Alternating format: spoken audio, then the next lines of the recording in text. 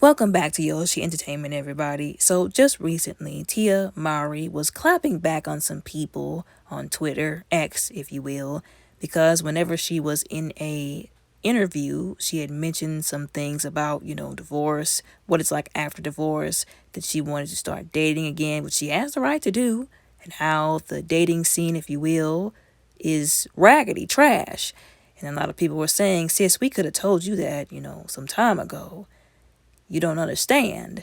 But anyways, she was saying that, dating is exhausting, not just because, she's 40 plus with children, but because dating is exhausting in these days. I've said somewhere before on this channel, because of social media, raggedy standards, and, well, lackluster morals, let's be honest, and these podcasts out here, they're keeping people single and having these very toxic and negative mindsets towards other people. A lot of people are toxic. They're messed up in the head. They've got trauma that they have no intentions of getting resolved, growing past. They don't want to mature. They don't want to do the right thing in relationships. They don't want to love people the way that they should, the way that's right. They believe that the grass is greener on the other side, and it's not until they've ruined their own life or somebody else's or both that they realize that. And even then, sometimes some people don't. A lot of people don't want to take self-accountability. They're not responsible. They're not empathetic. And they also don't want to just admit that relationships take work. They take effort. You have to put into them if you want them to be something great. And they can be, but people don't want to work at them. Like I said, they don't want to do the right thing anymore. She said two things that I thought was very important that needed to be focused on and repeated. One,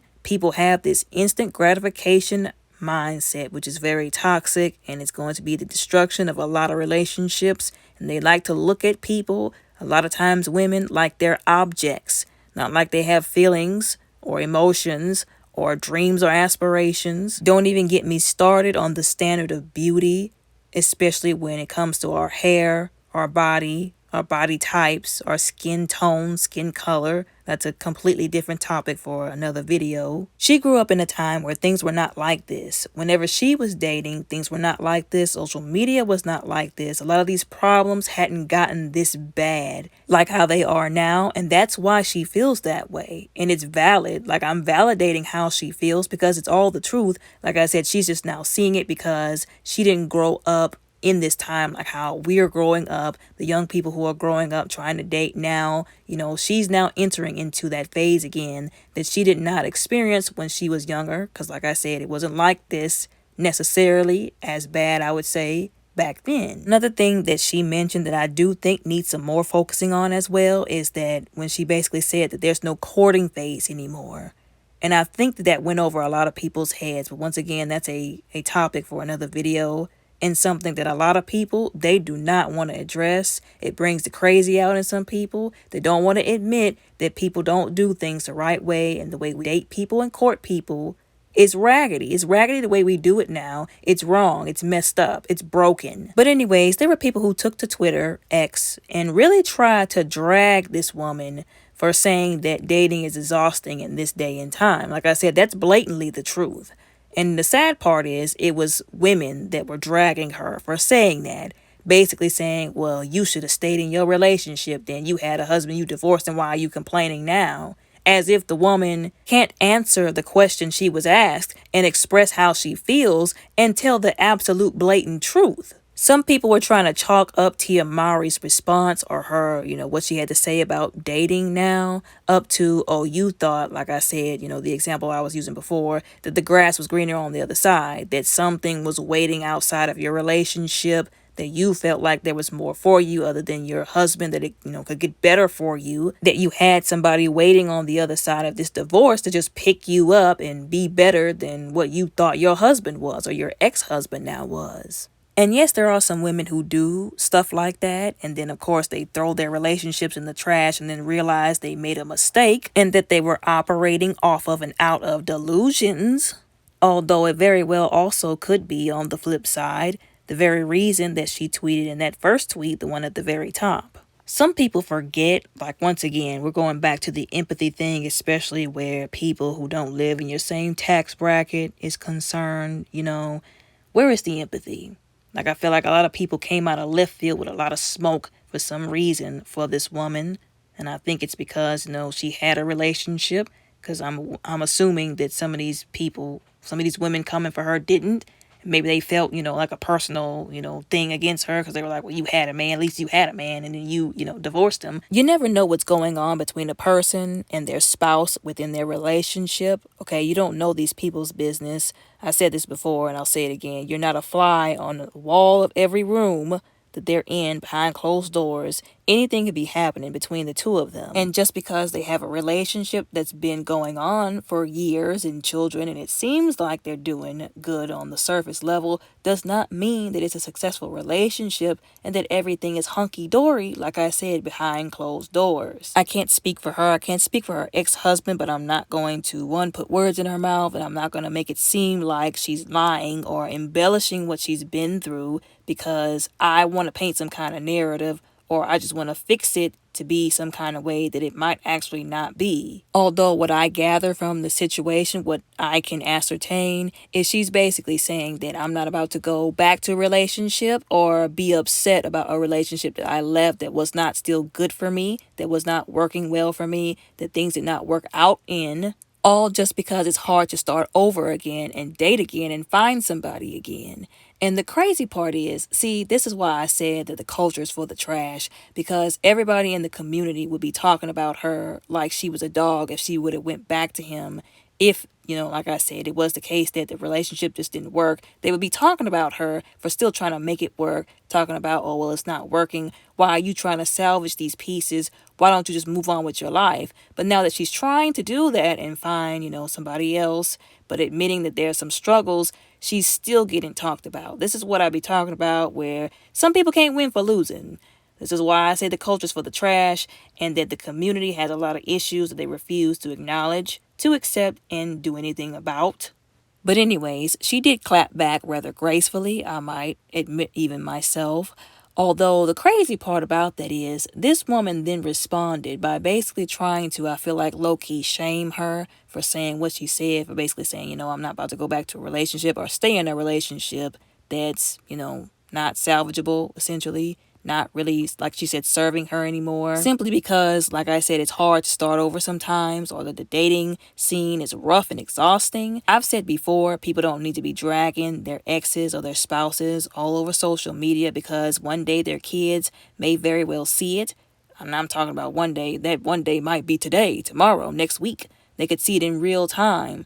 But she, so far, has kept it pretty cordial concerning her ex. There's a lot of things that these people could have said, that she could have said specifically about her ex, but she chose not to. She chose to be respectful and keep their business all off the internet. And what little she has posted about it and talked about it, she kept it pretty cryptic and tame, at least from what I can understand and from what I've seen. So I feel like her trying to make it seem like Tia was just sploosing all of their business in the media and making him seem like this awful person, or like she said something about him, or just in general that would reflect badly back on their children or embarrass them, to say the least, was unfair. And to make it seem like she should not have addressed it, like I said, where's the line? Where's the empathy? People say things all the time.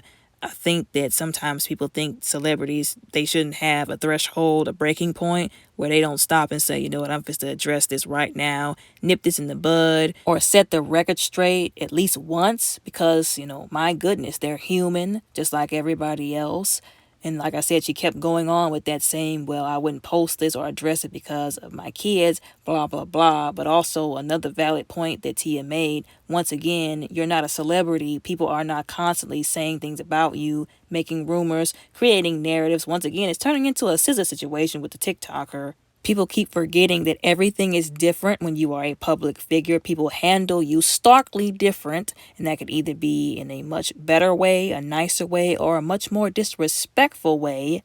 Now, I do understand that that woman probably thought she was giving Tia advice, legitimate advice, or trying to help her, but at the same time, we've got to make sure that the advice that we call ourselves giving to people is advice, that it's not coming from a place of ignorance, that we're not speaking from a place, from a disposition, if you will, where we don't really understand what they're going through, how they feel. and also not to cross any boundaries when we give said advice. But once I said the deeper issue about this, I feel like went over people's heads in the midst of this, little back and forth that she had with this one person on the internet, which was basically that people have got to be careful once again with who they get involved with. Once you say I do, it's a different ball game. You really got to work. You got to put in the effort with these relationships, with these marriages. They can work when people do them the right way. Although if somebody in the relationship is not doing their part, if they're not, doing what God designed them to do, or if they're just habitually, putting you through it, causing you problems, whatever the issue may be that causes the split, if it was something toxic, that it's not worth going back to just to have somebody. Like, that's the main point that I think people should really focus on. Like, if it's a toxic situation, genuinely, like it wasn't you doing stuff or saying stuff, not taking accountability, causing the issues. No, if it was actually the person causing issues or the relationship was toxic, that you do not go back to that toxic relationship just so you can say you have somebody. And that goes for both men and women. Do not go back to that person. I don't care who they are. I don't care how much money they make. I don't care how good they are in bed. That has a lot of people caught up. Like, they refuse to take a step away from that negative relationship, that toxic relationship, that toxic person, because they're so caught up. Their judgment is so clouded because of the sex of it all, Like, I don't care what's going on with that person. If it was toxic, if it was not good for your life, you need to get away from that and not go back to it just so that you can brag about having somebody, so that you can soothe your loneliness. Like, I get it. Sometimes it gets lonely because, some people, they want a relationship, but don't be out here, like I said, jumping into relationships with people that you're not supposed to be with, that's toxic, like I said, so that you can have somebody or have a warm bed or have somebody. If you have to start over with the relationship, you just have to start over. Okay, that's, like I said, better than ruining your life and staying in repeated toxic cycles with toxic people. Ask God to strengthen you and to be there for you in the process, and you continue having morals and standards and doing the right thing. And if you do the right thing, I believe He'll connect you with the right person. But anyways, y'all let me know what y'all think and how y'all feel down in the comments below respectfully. Don't forget to like and subscribe. Y'all have a blessed day.